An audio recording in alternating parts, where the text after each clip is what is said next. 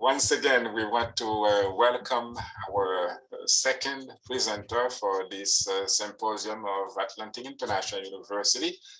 This time we're talking about Roxanne St Clair, who is doing a doctorate degree in business administration and management. She is from the United Kingdom, and she certainly has very, very nice or important insights about this topic. And I wish good luck in her presentation.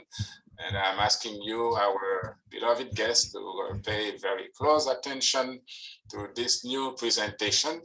And you too, pretty much like myself, like Dr. Lambert, you too, ladies and gentlemen, will be able to enjoy this opportunity to learn about this very, very critical concept in today's world, exponential personal growth. Welcome again, Roxanne. Thank you. And I would like to thank the faculty for inviting me to present today. And I'd like to actually ask two questions before I get started. So this is just for everybody to consider. Would I be correct in thinking that you're here because you believe that growth is important? And in fact, is it possible that you actually want to make a bigger difference in the world? And if so, I think we are all in the right place with being connected to AIU. Yes, yes. So do we have the slides presentation available?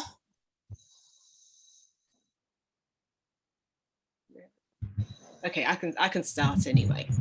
So as we've mentioned today, we're talking about personal exponential growth, and I am actually going to make it quite personal. So it will be personal to you and personal to me.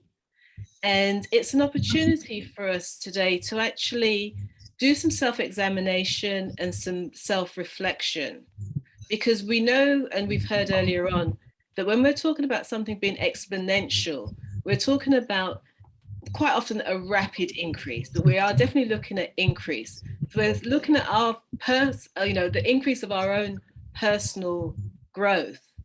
And I have followed a lot of the personal development industry, being an executive coach. And one of the teachings is that as human beings, we're here to be a person of increase. And what that means is that we're to fulfill our potential. And it's about becoming all that we are able to become. So in his theory of human motivation, Abraham Maslow, he has what people often refer to as a hierarchy of needs, and has identified 5 key areas. So one being physiology. So that's our breathing, our food, our general necessities, our physical needs. And also, not got to that one yet. And also with regards to safety. So there's a need for safety. There's a need for loving and belonging.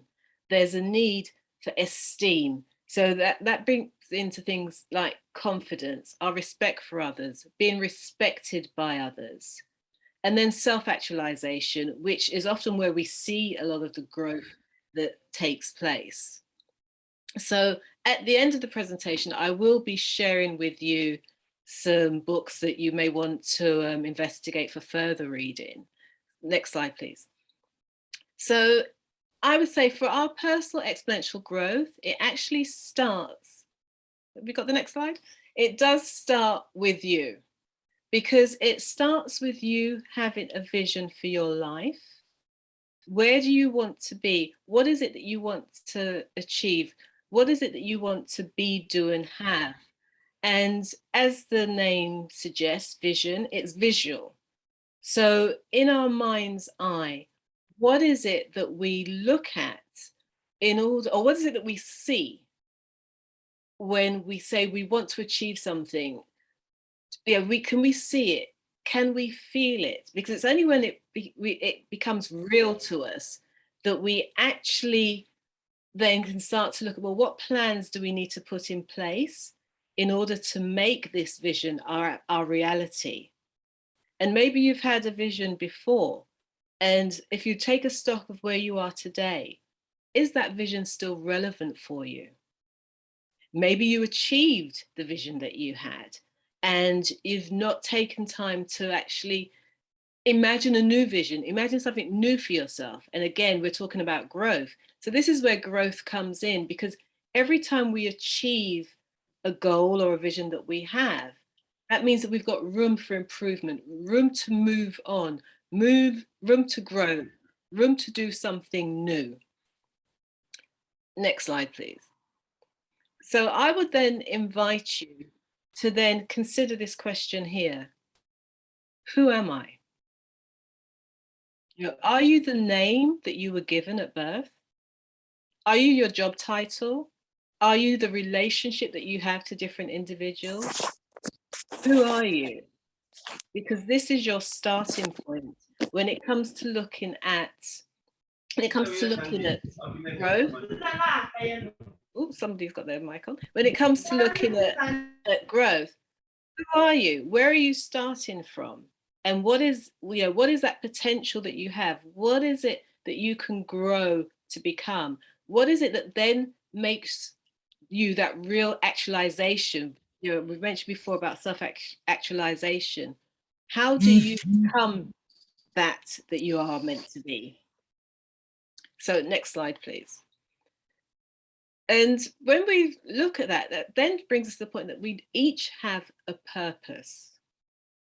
Some of us on here may have read Greg Braden's book, The Divine Matrix, and it talks about the fact that we are all energy and we're energetically connected. We're part of a bigger picture. I like to say we're part of this big global jigsaw puzzle. And if you do jigsaws, you know that there are all these tiny pieces that fit together to create the overall picture. And if just one piece is missing, then we do not have the full picture. So if we then look at ourselves being part of one of these pieces of this jigsaw puzzle, the aim is to find out what our purpose is. And I'll take you to nature. We can see within nature, because we're talking about growth. You imagine a piece of concrete that has a crack in it. Have you ever seen where a shoot of grass will just come up within that crack in the concrete? And that one piece of grass has its own purpose. And it's almost as though the sun is reaching down to that grass to say to the grass, grow, grow, because your purpose is to grow. And it's the same thing for us when we are looking at our exponential growth. We're here to grow. Next slide, please. So I'll share this quote with you, and it's a quote from Mark Twain. And as it says, the two most important days in your life are the day you're born and the day you find out why. Well, we're all here, so we've had the day that we were born, but have you found out why? What's your purpose? What's that unique difference that you're here to make within the world? Because it's this unique difference that often stretches us. And it's the thing that will encourage us to grow. It's a thing that will make us reach for boundaries that we probably thought that we couldn't overcome, that we couldn't achieve. But through looking to fulfill this purpose, we then have the picture. But then having the picture and having the goal, we can then break it down to create a plan. And once we can create the plan, we can put that into whether it could be a 10-year plan, for example, that we can say, okay, today is the 2nd of March, 2022. And by the 2nd of March, 2032, this is where I'd like to be. And then we know it's 10 years time. But what are the steps that we then need to take in order to get us to that 10-year goal? And how do we start? Because I'll share the story with you about bamboo. Well, we know with a shoot of bamboo, it takes up to 5 years for it to grow just the number of inches. But then after that time, suddenly it will just shoot up exponentially. But it's not to say that the work wasn't happening, under the ground. It's just that there's a process and there's a timing. So through having the right steps, the right environment, that bamboo shoot's been able to grow and do what it needs to do underneath until it gets to such a point where then the growth cannot be slowed down, the growth cannot be stopped, and we get that exponential growth and we see that huge bamboo shoot. So it's the same with us. A lot of the time we have to go through a process of germination, a process of planning, of dreaming, of vision, of trial and error, until we get all the pieces right, that then the growth just takes off on its own. So that is something for us to consider when we're looking at where we want to be, what our purpose is. So can I actually, I will share something else within that, because I referred earlier on to the personal development world. And there's a quote from Earl Nightingale, and he says that success is the progressive realization of a worthy ideal. So what's your worthy ideal? Next slide, please. So, okay. So sometimes the thing that actually stops us from growing and achieving the growth that we're able to achieve and fulfilling our potential are the beliefs that we have. Because our beliefs are shaped by our environment and also the experiences that we've had. So as you've been told, I'm from the UK. So my environment in the UK has been quite a cosmopolitan environment. There's been a lot of diversity. I also grew up in London, which is probably one of the most diverse cities in the world. So my experiences have been quite broad. So I've had the opportunity to be exposed to different things, which will then shape my beliefs on humanity, shape my beliefs on what's possible, what can be achieved, and so forth with our experiences. Now we can look at school. School is often the foundation for most people, and where we have experiences, and if you're a good pupil and you have good teachers who believe in you and support you and promote you, you believe you can do all sorts of things. But then if you're one of those people that may be a little bit more reserved, may have taken longer to fulfill your potential or to grasp situations, maybe the beliefs have been instilled that you're not quite able, and therefore you stop dreaming, stop believing, stop trying to reach for things because your environment, your experiences told you that that's not for you. And this then also links into values. So when we're talking about values, the first thing I would share is about core values. And I like to put these into 3 different categories, because we can start with our personal values. And these are the things that are non-negotiable for us. This is, I say, our life barometer, because if these values are not maintained and upheld, then it's a no-no for us. And I'll share with you. So my personal values are family, people, fun, integrity, and growth. And if situations arise that do not tie in with those values, then that can create an issue for me. And then we also have things around the family. So what are the family values? Because those family values will also dictate and determine things that we do and things that we do not do. And moving on from that, we also have organizational values. So whether you're employed, whether you're a business owner, there will be some underlying values. Good organizations, good businesses tend to actually tell you what their values are, because again, this is saying, this is what I stand for, this is what we believe in, and they're then shared. So it gives you a level of expectation. What is the experience you can expect to have with this organization? What is the experience you expect to have with this person?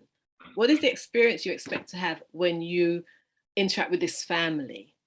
So if you've not done an exercise before of actually examining your values, I would invite you to just take 10 minutes sometime this week to just think about your own personal values, and normally between 3 and 5 of them, and then family values. And it's an ideal way to have conversations with the family group to see what the shared values are within the family.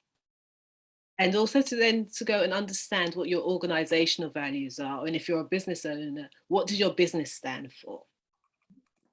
So when the three of these are in alignment, what we then find is that it creates an environment where people can grow because everything's right, it feels right, and you can be a fuller expression of who you are. However, if at any of these stages the values are not in alignment, you then have discord, you have discontent, miscommunication, and that often then becomes a barrier to growth. It becomes a barrier sometimes to learning. It can affect your well-being. It can affect all kinds of things, which then has that knock-on effect that then stunts your growth. So it's always good to know if you're in a situation and something isn't working, look at the values because they will tell you where there's a possibility for change and therefore will then enhance your ability to move forward and to grow. Can I have the next slide, please? And when we take Roxanne St Clair, I was wondering, could you take a question from somebody who's raised their hand? Yeah, sure. Edward O'Doodle. Let's ask him to unmute.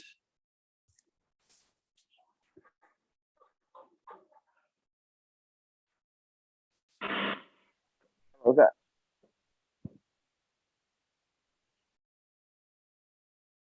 Hi, Edward. Yeah. Hello. Yeah, I can hear you. Did you have a question? Yes. My question is it always in the case where your personal growth must be spelled out for people to know?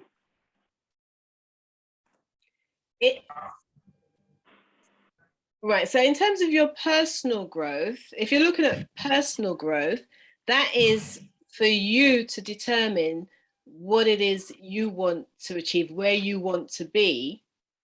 Whereas in terms of the values side to things, when you understand how your values tie in with somebody else's values or with the organization's values, it then helps the decision-making process. Because if, for example, you say, you're at work and a situation arises that doesn't feel right and it's constantly coming up, quite often there's a possibility that there's a conflict of values there, and that's why that's occurring. Does that answer your question?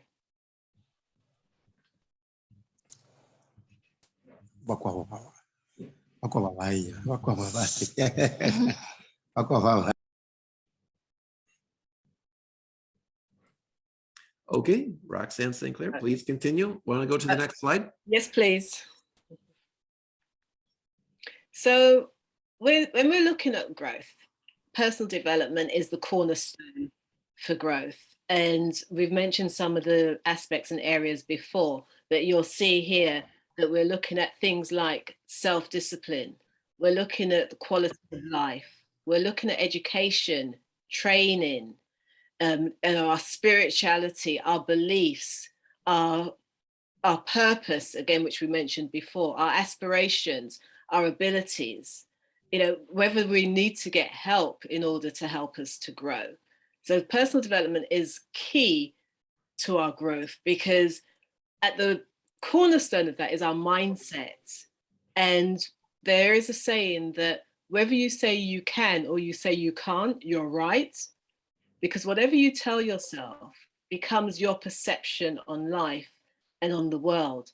And if you believe that you can achieve something, there'll be ways that you find a way to make it happen. Whereas if you believe you can't, no matter what you do, the story that's running in your brain is that this isn't for me, I'm not able to do it.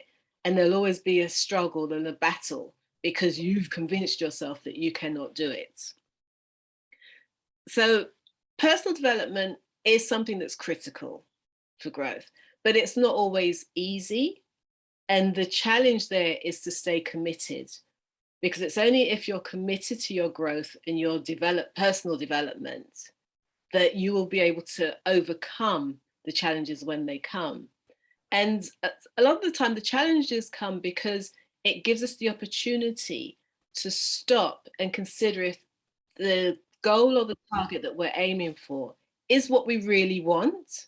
And if we really want something, we will overcome the barriers, we will overcome the boundaries or break through the boundaries. Whereas if challenges keep coming, if we're not really committed to that goal or that outcome, then it's easy for us to actually decide that, no, that's not for me, I don't want it, it's not working, and not look for other avenues and opportunities in order to make it work. So I'll share a quote with you from Eleanor Roosevelt. And she said that you must do the things that you think you cannot do. I'll repeat that. You must do the things that you think you cannot do. Because it's only through doing things that we think we cannot do that we actually grow. Because if we continue doing what we know and what's familiar, we just keep recreating the same thing, and we have the same experiences, the same existence. Whereas if we're doing something new, that's then permitting us to grow. It's permitting us to have a new experience. It's putting us into new environments and new situations that help us to develop and grow. And it's also about becoming a lifelong learner, because there's always more that we can learn. And when we stop learning, we're basically saying that, well, we know it all, there's nothing else out there, there's no new experience that I can have in my life. And then we stop growing. And if we're not growing, what are we doing? Again, if we look at nature, if we take a tree, let's take a tree, for example. In the springtime, in the growth season, we see the buds, we see them start to flourish, and we see the beautiful leaves grow on the branches. So as the seasons move on and we come towards autumn, and this is coming from a Western experience, we come to autumn, what we see is that those leaves stop growing. They start to dry out, they start to wither, they change color, and eventually fall off of the tree because they've died. They're no longer growing. And the same goes for us as human beings. That lifelong learning, that continuously growing, learning new things, which actually helps to keep us young, young at heart as well, because then there's always something to look forward to. There's a new experience, and maybe we can find out something new about ourselves.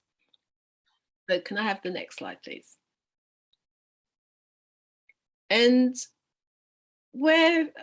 I've mentioned earlier on about Abraham Maslow and his theory of human motivation, hierarchy of needs.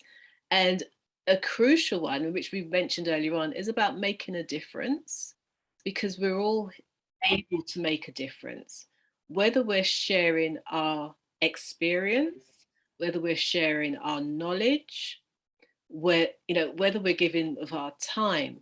We're all able to make a difference and help to create a legacy. And by creating a legacy, what we're then doing is we're helping to shape and frame the world for the generations that are coming after us. And again, that is something that I've, in my personal life, have looked at leaving a legacy. I was one of a number of trustees that put up a bronze monumental statue in the heart of London to a female figure that was around in the 1800s. So even when I'm no longer here, future generations will see that statue and will know that story of that person that made a difference in the world using the skills that they had. Likewise, for any of us on here are authors. That is leaving a bit of a legacy, leaving something for other people to learn and to grow. By giving of our time, we then get to understand more about ourselves. We get to understand more about other people and the world. which again feeds into our growth and our evolution. So can I have the next slide, please? Okay, so I'm actually going to wrap up now. So the first point I would make is that growth is a choice that you make. And when you decide to make that choice, you can choose whether you want to grow exponentially or if you just want to grow a little bit. But it's always a choice that you make as to whether or not you want to grow. And to grow on a rapid basis, you need that continuous learning. And I did say that I will share a further reading list with you. Caring about others helps us to grow, because we do not then become the focal point of our world. We expand our world because we're actually thinking about other people. We may be empathizing with them. We're understanding their experience, and therefore we are growing and blossoming with them. And as I said before, creating a legacy so that future generations can have a foundation upon which that they can build upon as well. And that then adds to not just our own personal growth, but the growth of mankind itself. So I'd just like to, the last slide, which is the further reading for you. So these are some of the books that I would recommend. I've shared some of the classics, and these are from the founding fathers and the foundations of the personal development world. And then some of the current authors who've taken the readings and the teachings onto the next level. So I do hope that you've enjoyed the presentation and keep growing. And remember, you have value in you and you can share that with the world. Thank you for listening. Thank you very, very much, Roxanne. You may stop the presentation at this stage. All right. Woo. I love it, Roxanne. I love it. I've been taking notes nonstop because, your presentation has taken my understanding of exponential personal growth to a higher level. And this is a moment that I will never, never forget. I read a lot, and it was a little surprising that one citation that you shared with us from Mark Twain, I've never seen it, never heard of it at all. It was a real blessing to have attended this symposium, because I learned from different perspectives. I learned today that indeed the two most important days of our life, like Mark Twain put it, are the day we were born and the day we understood why, the purpose of life. There are so many people who do not really understand exactly what they are for in this world. Thank you for sharing that with us, Roxanne. Another thing that you said, which went very, very deep into my heart, into my soul, is that, you have a goal, you have a purpose, you have something that you want to achieve. Find a way to do it. Find a way to do it, and believe it or not, ladies and gentlemen, you will find that way. It, of course, may take some deeper levels of commitment and some other things like that. But whatever you want to do, don't forget this proverb. Where there is a will, there is always a way.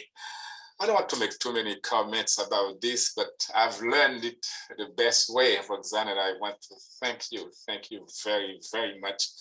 And I pray that you'll be thoroughly blessed. Thank you. I see some hands, many hands up, and let's begin with Marius for either a comment or a question. Marius? Hello, hello. Hi, Marius. Hi. Marius from St. Lucia, in the Caribbean. Oh, my in-laws are from there. Really? Okay, great. A comment and a question. I work in a field where we have a rank structure, right? Mhm. And in the rank structure, you get different people at every grade, at every level. People have different values and morals and integrity. Now, I am a fireman, but I want to get to that peak level of probably management. Okay, but there are so many hurdles, and that's why I joined the IAU program, because I believe I have a higher calling, and this is the right place for me. So that's my first comment. A question now: how, since the way there are so many levels of you have to get to that top level you want to, and there are so many hurdles because there are different people there at that point, and they have different integrity. How do you work around that for your personal growth? Okay, great question. So when you say get to that top level, is that within the fire department? Within the department, yes, because there are certain, you are not per se, you are in charge of your own destiny, but there are still people, that are Okay. there. Yeah. Okay, so with my coach hat on, one of the things I would say to you is, how well do you understand the hierarchy of your particular department or your particular fire station? What is the hierarchy there? And secondly, who's your champion? Who do you have to champion you with at an upper level? Who champions you? Get to understand them, who they are, what makes them tick, what their values are, what's important to them. Great. And also in terms of, when you're doing your role, are you putting, heart and soul into that role in order to ensure that you're being the best you can be? Every day you turn up, you're Definitely. being the best version of yourself that's there. And you're also bringing other people up with you. Because Definitely. you have to show your leadership qualities before you're elite, before you've got the title of being the leader. Exactly. That is brilliant. That is what I'm looking for. Okay. Yeah. Actually, the person that actually pushed me into this program is right now is my champion. He has 3 master's degrees, and that's what I might not be able to get to that level, but it's a start. Brilliant. So yeah. So thank you very much. Okay. Well, hopefully next time we're in St. Lucia, we might meet up. Okay, no problem. Take care. Great. Thank you very much, Marius. Moving now to Ogopoleng Batisi. Ogopoleng.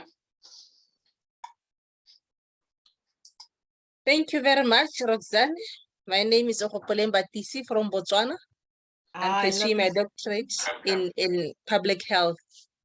Thank you for that comprehensive presentation. And I have a suggestion for all of us and a question or two. The suggestion was can we allow someone presenting to finish before we can ask? The reason being that some of the questions we asked may be upfront in the presentation, may be answered. And not only that, also, if possible, can we ask our questions, she notes them down, then she can summarize whatever for the sake of time, if it's possible, but if not, it's still fine, we can just do one-on-one. And then my question was, is there a relationship between parenting and exponential growth? Reason being that if you take abusive children, there are some who tend to mature fast. They tend to grow in that abusive environment. They excel and they get out of it. But there are those who tend to succumb to the abusive environment. And on the other hand, we have those who are nurtured well, where everything is presented for them.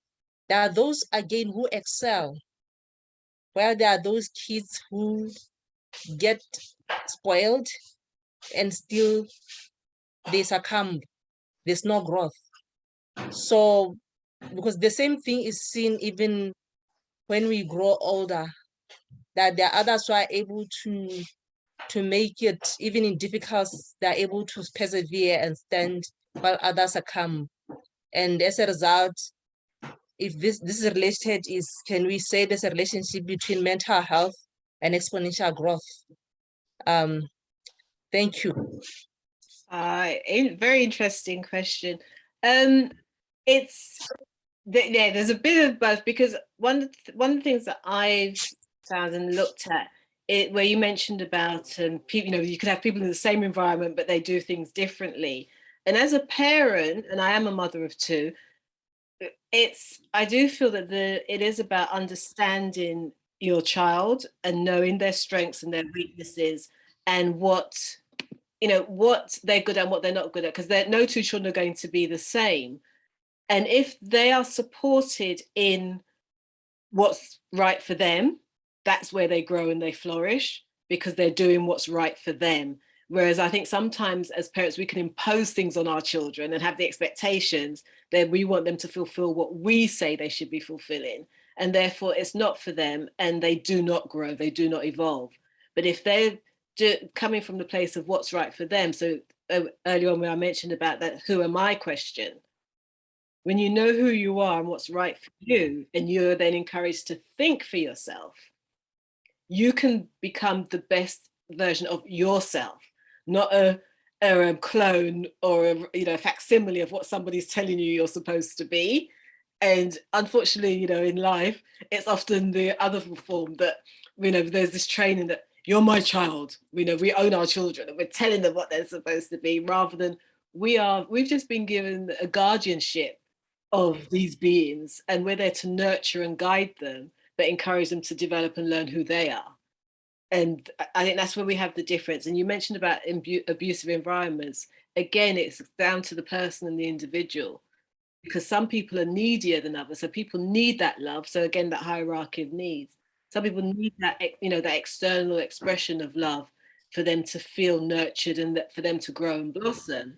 Whereas other people will use the absence of love as fuel to go and prove that they are worthy, prove that they're something. So it's always down to the individual. Very pragmatic response, Roxanne St Clair. I truly appreciate that. I commend you for getting that to the point. And I thank you as well, Ogo Poleng Batizi, for your questions. And I hope you are satisfied with Roxanne's answer. There are too many hands up, and we've got to move. And we're going straight now to the next hand up, which is from Dr. Eduardo Lorenzo.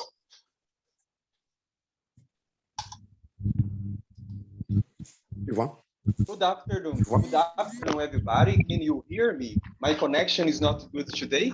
Can you hear me well? Yes. Oh, thank you, Dr. Franklin Valtzing. Thank you, Dr. Edward Lambert. But especially, thank you so much, Roxanne St Clair, for your so insightful and so well-prepared presentation. Your speech was very emotional, and it catch my heart. Congratulations for your presentation. It is really very important. We found out our purpose in life. Thank you so much for your presentation and for your quotations. My question for you, greetings from Brazil. I am a PhD student in legal studies here at Atlantic International University, and greetings from Brazil, Roxanne St Clair. My question for you is, do you understand that the joy, the joyness, and the happiness are important values in order we achieve our goals, our objectives, our purposes within our lives? Thank you so much. Again, thank you so much for your presentation. Oh, thank you for that lovely compliment, Eduardo. It's lovely to have you and to meet you on here. Joy and happiness, it's a good question, because joy and happiness are things that we have to create for ourselves. And many people look outside of themselves for joy. They look outside of themselves for somebody to make them happy. Nobody can make you happy. You have to find it within you. And in terms of joy, it's understanding what things bring you joy, what things make you have that feeling of joy, and you doing them for yourself. So it may be, even just being out in nature and breathing in the air and, seeing whether it's flowers. I like to take pictures of flowers as I'm walking, seeing the flowers and, brings you joy. It may be that good food and conversation, you feel joyful when you're eating good food. You've got, whether it's family, friends around you, and you can all talk and share ideas. It's a joyful experience, a joyful moment, but it's something that comes from within. And then happiness, as I said, it is a thing where a lot of us have given away our right to feel happy because we want somebody else to make us happy. And sometimes it's connected to how worthy we feel. And so if we have this sense of unworthiness, we're then looking for somebody else to give us what we feel we do not have. So I hope that answers your question, but then once we find it for ourselves, we can then grow. Yes, thank you very much. I really agree with you. Thank you. Thank you very much. Thank you very much, Roxanne. Thank you, Dr. Eduardo Lorenzo, Gloria, Rafael.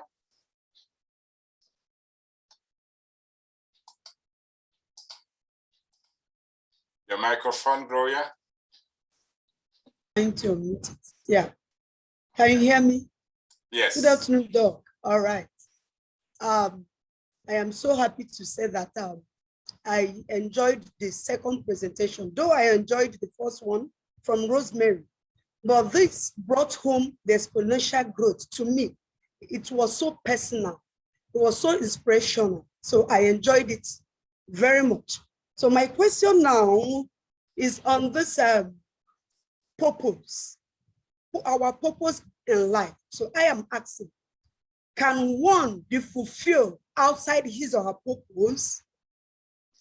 Can you be fulfilled outside your purpose? Maybe you have already identified your purpose, but you felt you can't continue with it, or you cannot offer more, and you deviate to another thing that is enticing. As we are growing, especially exponential growth, according to Dr. Franklin, is that it should be constant.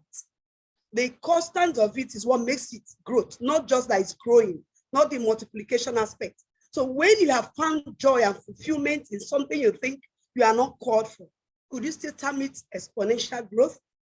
Then finally, I want to add another book to what she showcased for us. You can also read the Purpose-Driven Life if you want to identify your purpose on earth and fulfill it, by Rick Warren. Is a very nice book. If you can go for it, it's also very fine.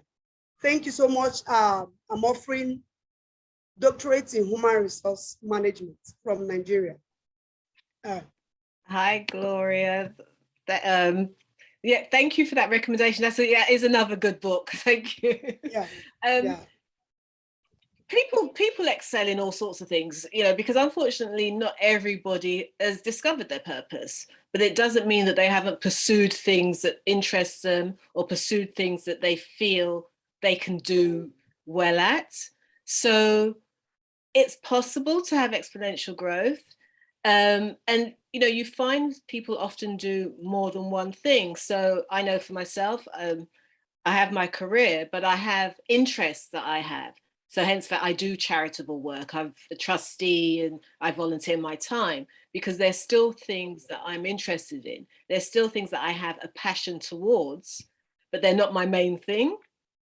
So you can grow, but you have to know what the purpose, why you're doing it. If you know why you're doing something, you can grow at it because you will have a level of commitments, and it's that how committed are you to that thing? All right, thank you.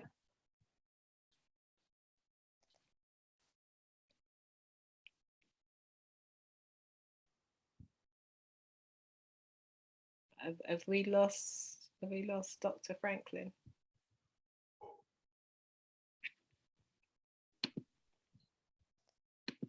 Dr. Franklin, you're muted. Dr. Franklin, if you can activate your microphone.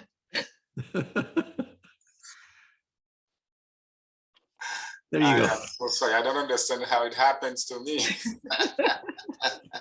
I do blame people for not muting their microphones, and as a result, I keep muting myself and forgetting to unmute. I apologize to everybody.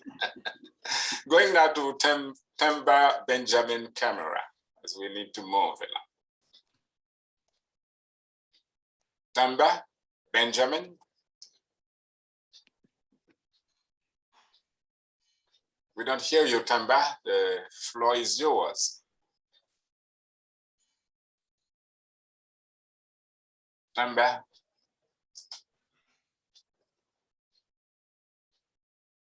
Dr. Valstein, apparently his microphone is not Yes, connecting. apparently, yes. So I'm so sorry about that. The next in line, Antonio Vita.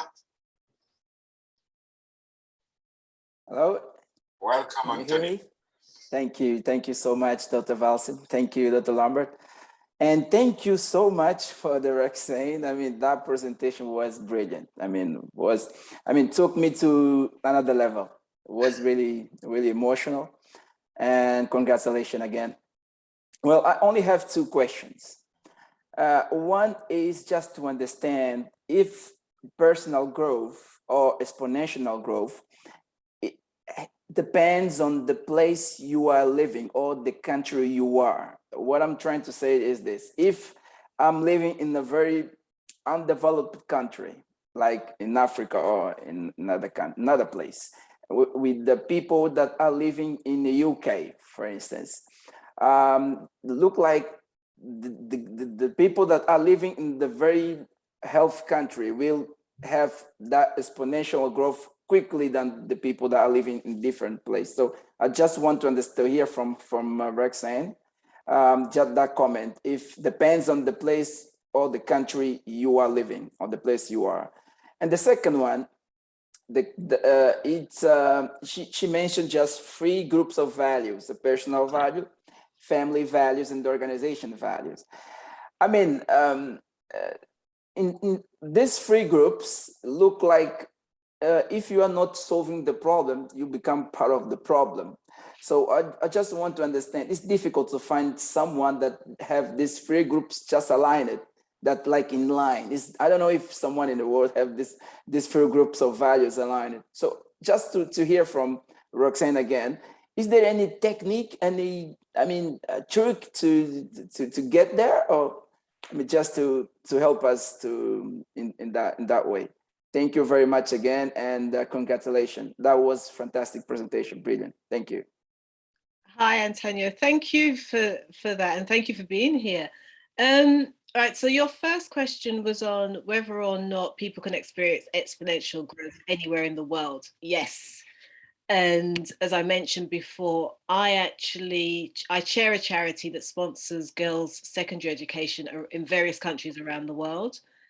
And some of these girls, they would not get a secondary education just because of finances, but they're bright girls. And we've seen girls, just recently we heard that one of our girls who we sponsored, she's just got her law degree. But yet this is a girl that almost didn't get to go to school. So yes, exponential growth is possible anywhere. I remember reading a few years ago about a young boy in Kenya who he created an electronic device, and it was to do with electrifying the fences, because what was happening at night was that the predatory animals were coming into their farmland and killing their produce. So he thought there must be a way for him to do something to protect their livelihood. And he self-taught, he went and learned and found out how to create an electric fence. And he used the raw materials that he had available to him, and he made this device that would create a lever that would electrify the fence at night, so that when the bigger game came, the fence would hit it. So I would never say that sometimes I think people in, what was the term, developing countries are more creative and have more of a reason to actually grow exponentially, because look at where they're starting from and look at the possibility that's there. Yeah. Whereas sometimes I think people in the UK are actually can be quite lazy because they've got too much and they're spoiled. So yeah, but that's my bias. The other point about values, I say the best place to start is to know your own values. Because if you don't know your own values, anybody's going to dictate to you what you should and shouldn't do. But once you know your own values, then you can make an informed decision for yourself. And you can have better conversations. If you can't change the environment you're in, you can choose to have better conversations that will help that communication process so that you can hopefully get a better situation. Yeah. Thank you. You're welcome. You've got to know your own values, which is akin to the concept of Andrew Gargi, the educational system that Atlantic International University is connected to, which is the reason why we are here today for this new, potentially very beneficial and interesting symposium on the concept of exponential personal growth. Thank you, Roxanne, for your answer. Thank you, Antonio. We are now looking at Tim. If you can turn your microphone on, Tim, the floor is yours at this time. Hello, can you hear me, please? Very well. Yes, I'm not going to put my video. My connection is a little bit very tricky. Thank you very much. I'd start from thanking very much, Roxanne. The presentation has been brilliant, attractive, practical, and even fantastic, as my predecessors said. Going back to this exponential growth, we've had already everything on the commitment, the taking action, the vision, the purpose, and more interesting, the belief and the values. But there is something interesting she came up with. You must do the things you think you cannot do. That's quite interesting. That's excellent. But can you help us now also clarifying where comes the element of exponential in this? You must do things you think you cannot do. That is excellent. And my last question was about the growth is a choice. I was wondering, given all the conditions, all the environment, all the vision we have talked about, is it a choice? Is it an informed choice or just a choice? I want you to expand a little bit more about that. My full name is Chim Tabaron. I'm also part of the family doing the doctorate on public health. Thank you. Okay, lovely. Thank you for your questions. Right, so you asked the first question was on the quote on doing things you cannot do. So I do feel that yes, it is part of our growth, because a lot of the time we don't know if we can do something until we try it. And I'm fortunate to say that I was raised with that philosophy, in that, not being a person that looks at something and think, oh, I can't do that. It's about, well, okay, let me try it and see if I can do it, because then I know whether or not it's possible. But if I tell myself, oh, I'm not even going to try because there's a chance I won't be able to do it, I'll never know.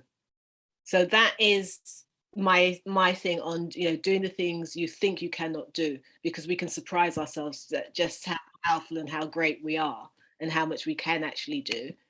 And then in terms of growth being a choice, yes, we always have a choice. Everything we do in our life, we're making a choice, even when we think we're not making a choice. So if we decide to do nothing, we've made a choice of doing nothing. If we decide that, okay, I want to attain this goal, and like for all of us here, We've joined AIU because we've made a choice that we want to do something different. We want to expand where we're at. We want to learn, you know, or get a qualification so that that can then give us something that we feel that we didn't already have. So yes, it is definitely where I think choice comes in that it is a choice because we're making a decision for our life.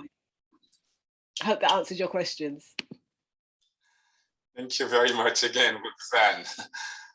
Ladies and gentlemen, the turnout's been fairly high, and this is something that we really value from each and every one of you, our guests for this AIU Symposium.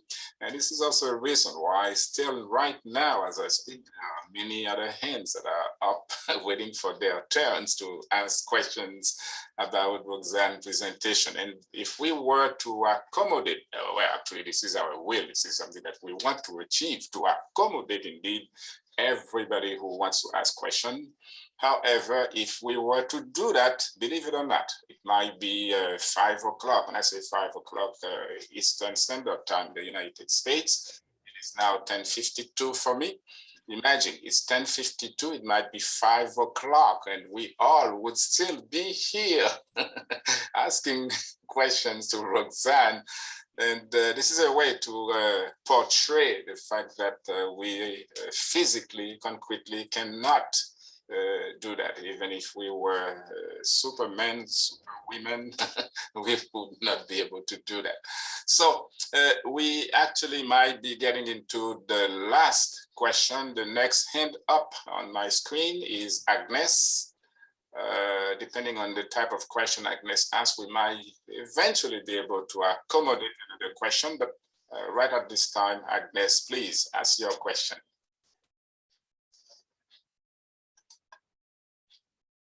Agnes has a microphone that is off.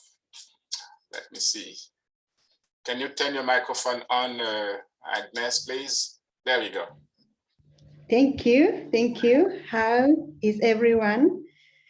I'm excited this time for the great inspiration that I have received this time from Roxanne Clair.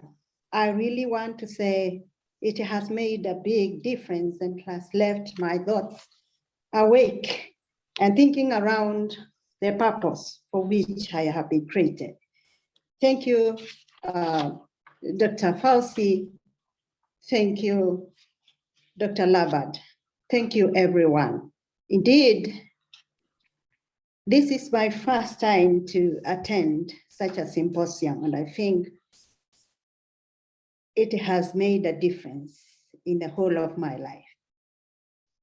One question I want to ask for you, Roxanne, is about the purpose. Still a bit of clarification. You have told us that learning, and we must keep learning new things to keep young and to keep strong. I'd like a clarification towards regarding the Maslow's hierarchy of human needs. How can one be able to know and be sure that they have actually met their purpose? And how, number two, how can one know that they are still in line with their purpose? The reason why I'm asking this is because I know of many people. I have in this regard a student who was taking a medical degree. Hello, Agnes. Let's go to the answer because we're running low on time before the next speaker.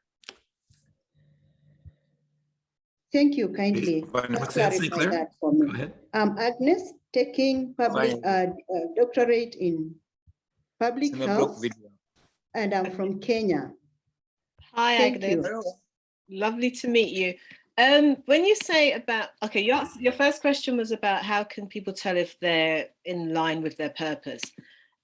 My own take on it is that our purpose defines us, because there will always be something that we're either good at.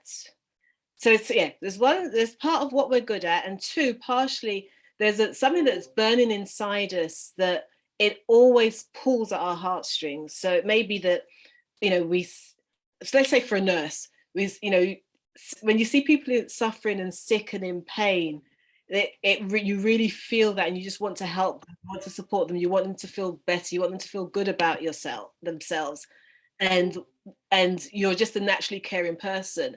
And one way of fulfilling that purpose is like becoming a nurse or going into that medical profession, because that's where you can make a significant difference. And every time you do that, you feel good about yourself and you feel that you're doing what's right for you.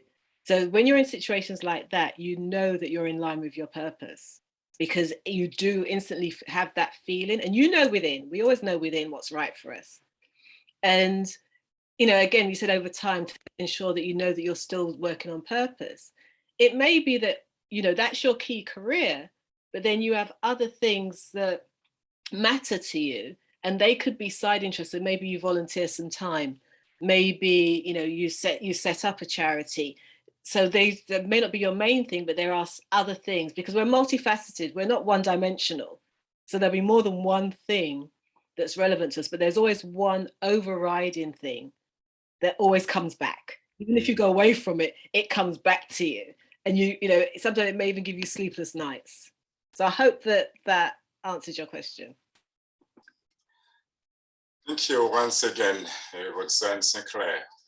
I have thoroughly enjoyed every bit of your presentation, your very punctual answers and responses to questions our guests had raised. It's been a university class by itself, and I want to thank you very, very, very much. And of course, the recording of this presentation is going to be around, and from time to time, I'm going to just click on it and watch it again. Very unfortunately, for other hands that are still up, as Dr. Lambert just pointed it out, we are now getting into the time slot awarded to Roxanne St Clair for her presentation. And we have 4 more presentations to go, and we've put an end to this one. So again, very, very good. Well, not good. Good is not a good enough word. Outstanding presentation, Roxanne, and I commend you very highly, and I thank you on behalf of the entire family of International University. I'm saying this to Rosemary Chika Ile-Chukwu, our first presenter. I'm saying that to you, Roxanne St Clair, and I feel sad right now. Feel sad because I have another previously scheduled presentation that I myself am gonna have to do. That's about 1 hour from where I am right now. And very unfortunately, I feel that from the very deepest of my soul, my heart.